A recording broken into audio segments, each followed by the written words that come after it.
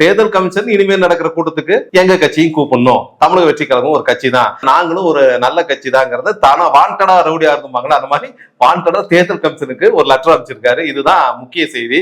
இதோட தொடர்ச்சியா பாத்தீங்கன்னா ஒரு 2-3 நாளைக்கு முன்னாடி தாவேக்க என்ன முடிவு எடுத்திருக்காங்கன்னா, தங்களுடைய கட்சிக்கு ஒரே சின்னத்தை கொடுக்கணும். ஏன்னா 234 தொகுதி நாங்க போட்டியிட போறோம், எங்களுக்கு ஒரே சின்னத்தை கொடுக்கணும் ஒரு கோரிக்கை வச்சாங்க. அதன் தொடர்ச்சியாக எலெக்ஷன் கமிஷன் எங்களை எல்லா கொடுத்தும் கூப்பிடணும், அதுக்கு அடிப்படையான தகுதி எங்களுக்கு இருக்குன்னு இவங்களே வந்து சொல்லி கேட்டிருக்காங்க. இதுதான் இன்னைக்கு ஹாட் டாபிக்கா போயிட்டு இருக்கு. அது முன்னாடி இப்போ அங்கீகரிக்கிறதுக்கு நிறைய ரூல்ஸ் இருக்கு, அதை பத்தியும் பேசுவோம்.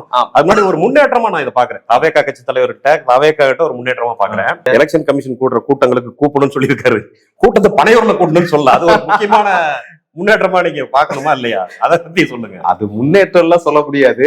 யாரோ எழுதி தந்தா ஒரு போஸ்ட் பண்ணிருக்காரு, அவ்வளவுதான். நமக்கு தெரியும் அவருக்கு எந்த அளவுக்கு அதுல அறிவு இருக்குது என்ன நமக்கு எல்லாத்துக்கும் தெரிஞ்ச விஷயம் தான்.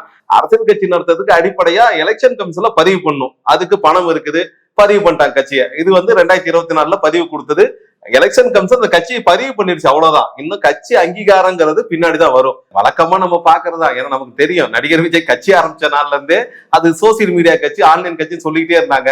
அவர் தெரிஞ்சோ தெரியாமலோ ஒரு 2-3 கூட்டத்துக்கு வெளியே வந்தாரு. அந்த கூட்டமும் என்ன ஆச்சுன்னு தெரியும். அதுக்கப்புறம் ஒரு தொடர்ச்சியா ஆன்லைன்ல தான் சந்திச்சுட்டு இருக்காரு எல்லாத்தையும். அந்த வகையில தற்போது ஒரு மின்னஞ்சல் அமைச்சிருக்காரு. அது கூட கடிதம் எழுதி கொடுத்தா நமக்கு தெரியல, மின்னஞ்சலை வந்து அப்படியே பிரிண்ட் அவுட் எடுத்து கொடுத்துருக்காங்க.